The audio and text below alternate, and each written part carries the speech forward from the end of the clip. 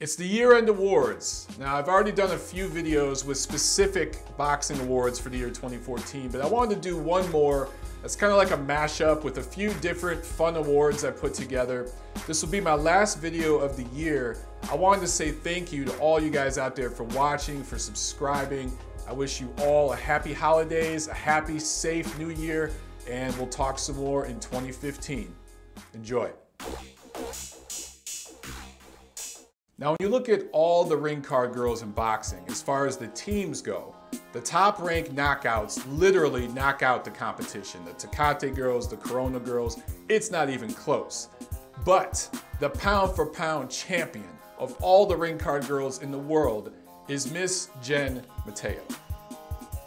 Now, normally I do analysis with facts and data and statistics, but I think this time, yeah, the physical evidence pretty much speaks for itself. You know, of all my year-end awards, this was the easiest one to figure out, because, yeah.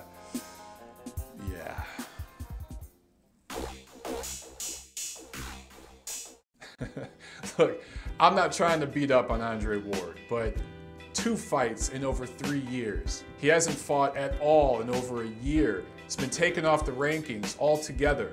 And this is all at a time when Andre Ward was on the cusp of becoming the next big American boxing superstar. Totally cleaned out the super middleweight division. He was the undisputed linear champ of that division. Undefeated fighter, number 1 or number 2 on the pound for pound rankings, according to most, reputable boxing analysts. And Andre Ward, on top of all that, he's the last American boxer to win a gold medal in the Olympics. American boxing needs Andre Ward, but we haven't seen him. He's stuck in that milk carton. Hashtag find Andre. For me, this is easy. The runaway for 2014's Boxing Rising Star Award goes to Nicholas Axeman Walters. He destroyed Nonito Donaire with a vicious one-punch knockout, but earlier this year, he also destroyed Vic Darchinyan, who has been beaten several times. He's obviously faded, but nobody's destroyed Vic the way Nicholas did. This guy's got power, this guy's got charisma, and another thing a lot of people don't know about Walters, he's bilingual. I've spoken with him and he speaks perfect Spanish. His Spanish is really easy to understand. His accent in Spanish is perfect. It's really, really good. And I think that's gonna help him be a real crossover star. Another thing, he fights in a loaded division. This was a tough one because there are several trainers that had good years. Robert Garcia, he has one of the hottest gyms in boxing right now in Oxnard, California.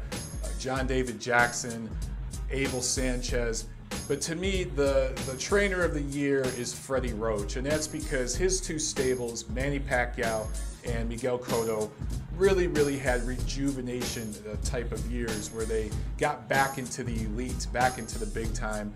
Cotto with his big win over Sergio Martinez, who was a pound for pound guy, and Pacquiao with his second domination of pound for pound top 5 fighter Timothy Bradley. So for me, Showtime Boxing had a really disappointing year. Now, I love some of the things Showtime does with their quadruple headers and the way they show the undercard fights on Showtime Extreme before they switch over to the main network for the regular card. But the problem with Showtime Boxing right now is they've pretty much put all their eggs in one basket, and that's Al Haymon. They're pretty much the Al Haymon Boxing Network, and that's cost them some big potential matchups. Several of Al Haymon's fighters had lackluster years.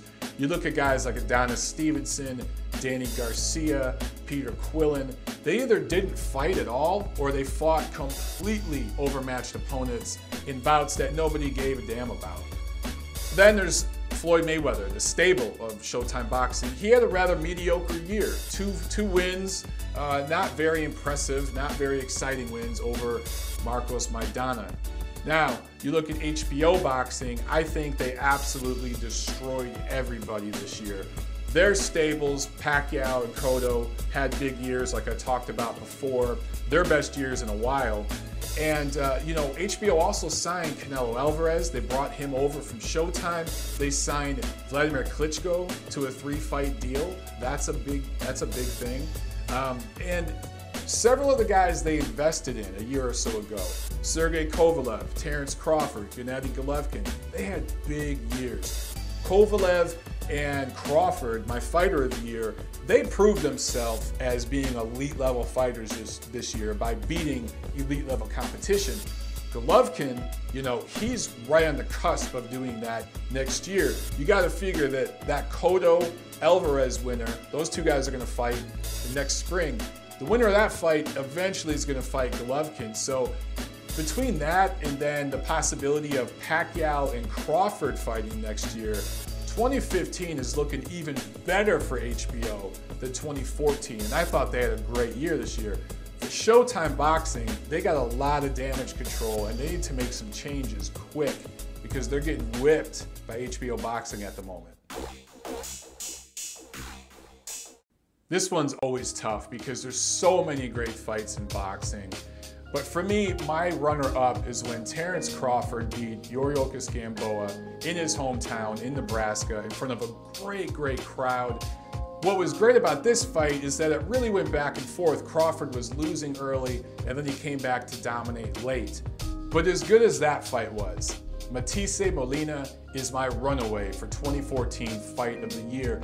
Now maybe I'm a little biased because I was actually ringside for that fight and it was at the StubHub Center in California, which is my favorite venue to see a fight because the crowds are just great there. But this fight went back and forth. Both guys got hurt, both guys got dropped, there was blood, and for most of the fight, you really didn't know who was going to win. It was going back and forth. It really wasn't until Matisse took over late in the fight that you got a sense he was about to get the stoppage. So that's it for Montero Unboxing's 2014 Year-End Boxing Awards. Hope you guys enjoyed it. And I just want to say thank you again to all of you for watching, for subscribing to my channel. Big things are coming next year. I'm going to make a whole new YouTube channel, Montero Unboxing. More on that to come. But for now, happy holidays and have a safe new year. I'll see you guys.